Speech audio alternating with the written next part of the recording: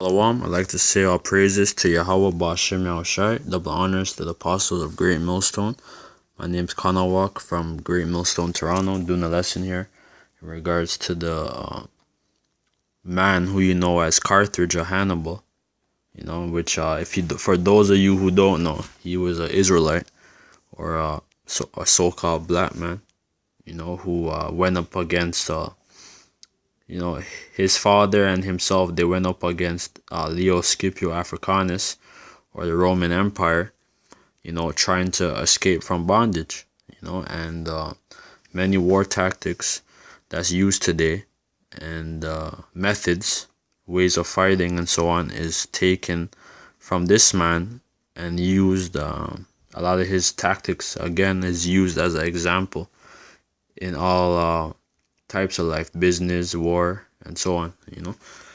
This is from the New York Times. Hannibal of Carthage was no more black than King David. So this is from the New York Times, man.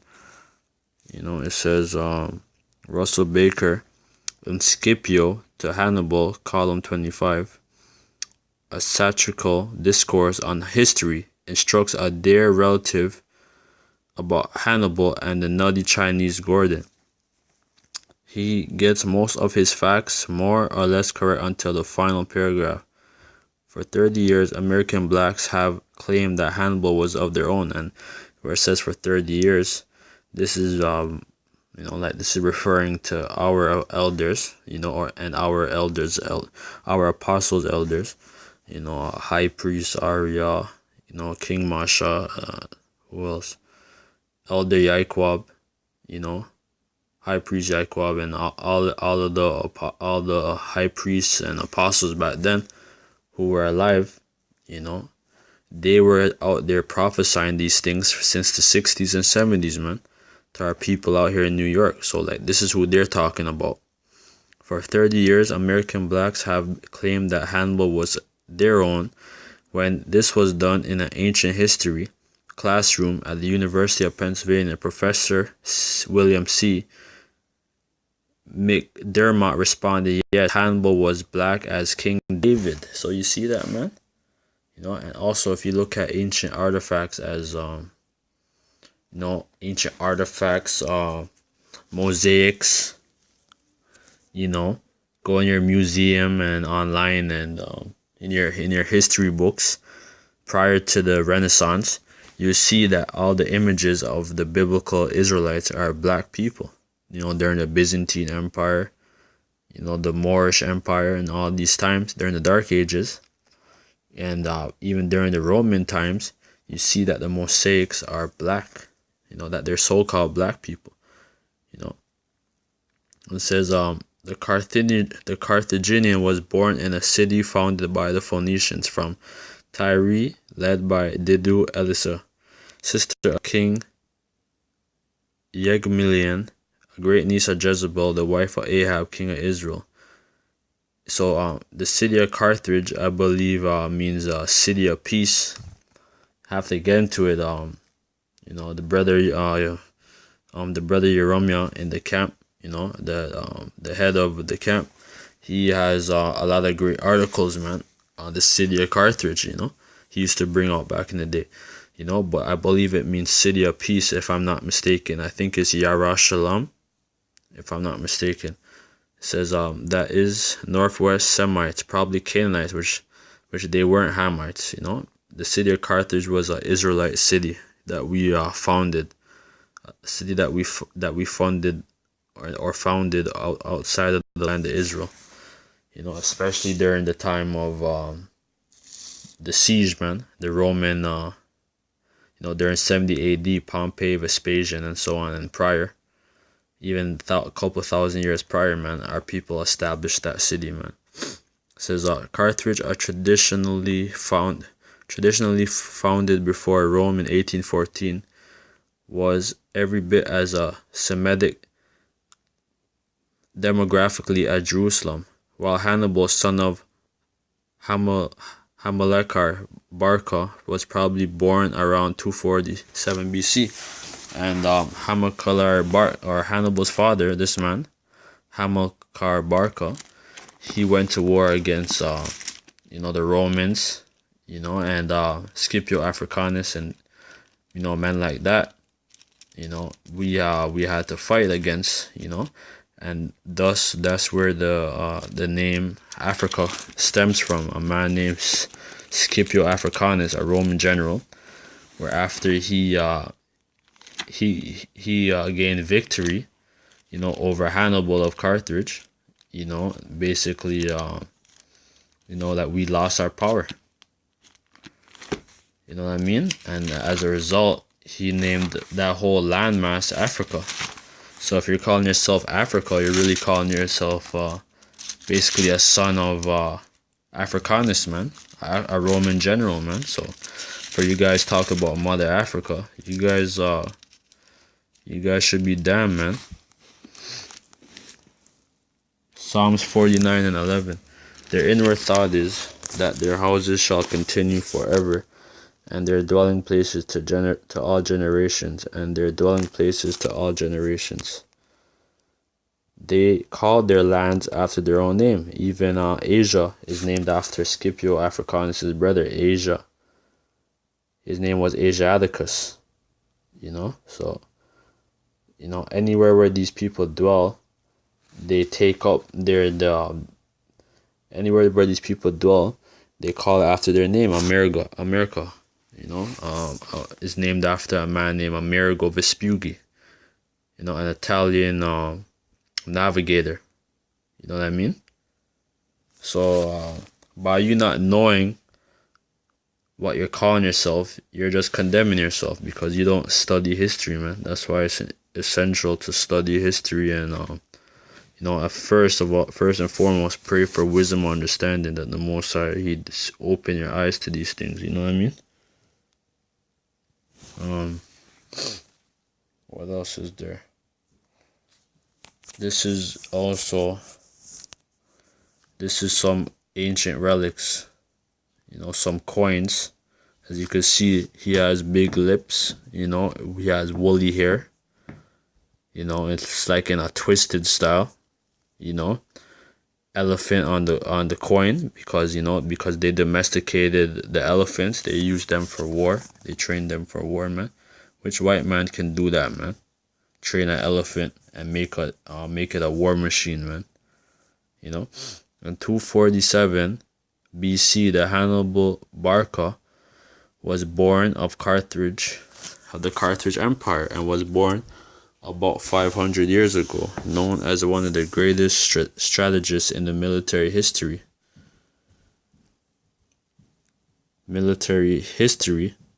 The battles of Hannibal would strike a turning point in the history of the continent that would be called Africa. And they're not telling you who Africa is named after, man. But it says Carthage had been settled by Phoenicians as a city-state in North Africa. And when you read the Bible, another name for Carthage or that land was Cyrene, because Paul and the apostles and stuff, they made travels to these places, Cyrene, Libya. You had Israelites who were scattered throughout all these places, man. So we've been scattered all over the world, man. And that goes back to Deuteronomy 28 and 64. Where it says that the Most High will scatter us and make us a byword and a proverb amongst the nations, man. So this is Acts 2 and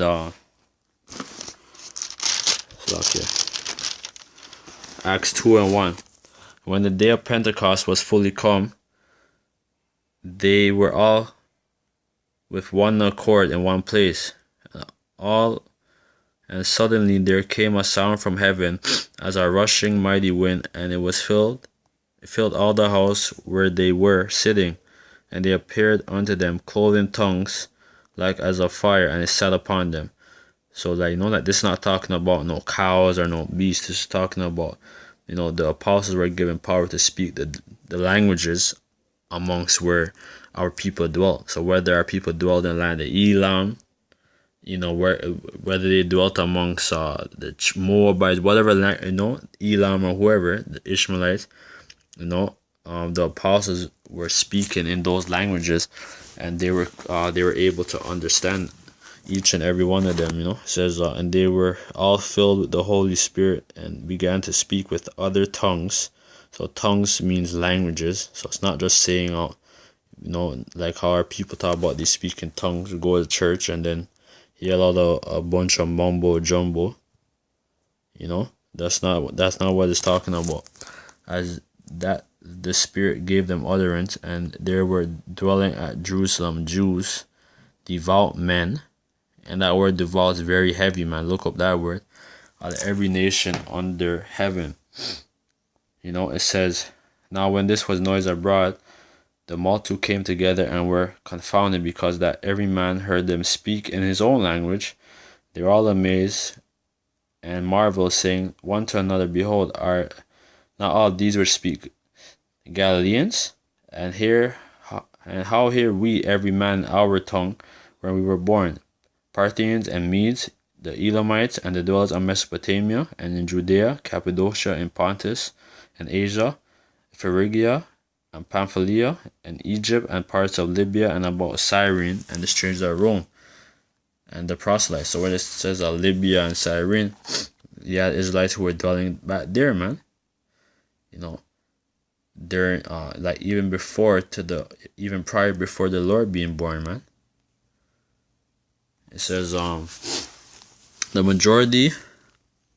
It says Carthage had been settled by the Phoenicians as a city-state in North Africa near the current Tunis, because they were a seafaring people,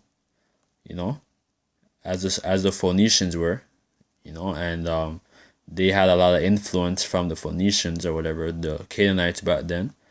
But yet we still branched off and we went into the city of Carthage, so the Phoenician, the Carthage, the people of Carthage, they weren't Hamites. And in 1961, French historian Gabriel Adioso commented that he considered Hannibal to be neither a Phoenician nor a Carthaginian nor a Punic, but a North African. Get the hell out of here. He was an Israelite, man.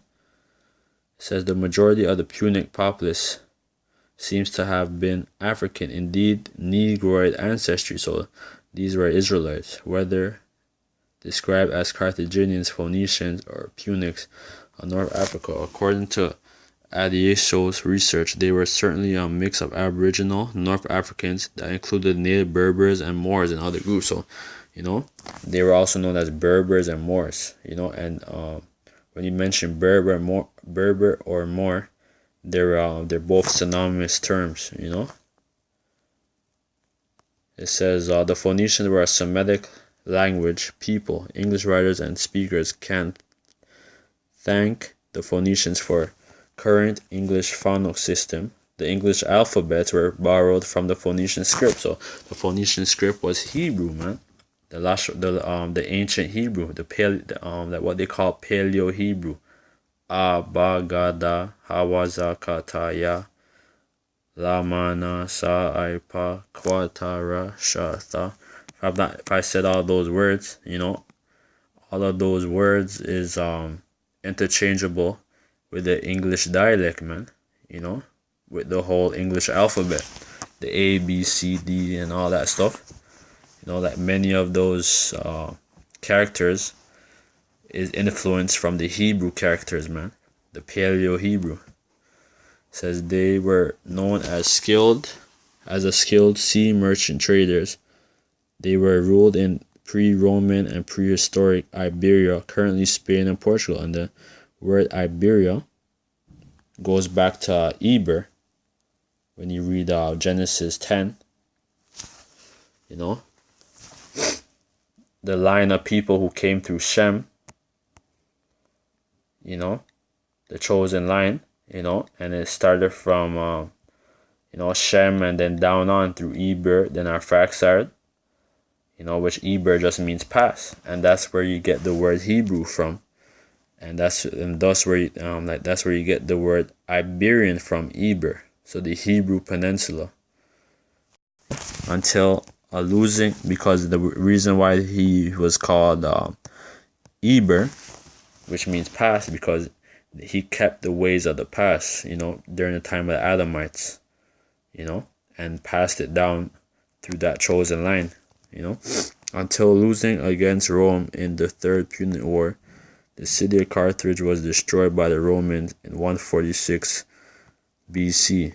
There is no picture of Hannibal in existence today. The coin above is frequently presented by commentators as a representation of Hannibal and his legacy of tame elephant. While this writer was not able to find an academic source for this coin to confirm his date, which was more than 2,000 years ago, the existence of such coinage during some point during our common age is no surprise in light of Hannibal's historical legacy.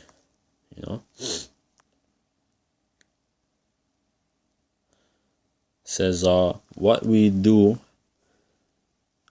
have are descriptions of Hannibal by commentators of his time. According to the Roman historian Livy of the 1st century of our era, Hannibal was fearless and utterly prudent in danger, indefatigable, able to endure heat and cold, and control eating habits, and unpretensions in dress, willing to sleep wrapped in military cloak. So this guy was a warrior, a supreme rider, a horseman. Says control eating habits, because they kept the law, man. The clean foods.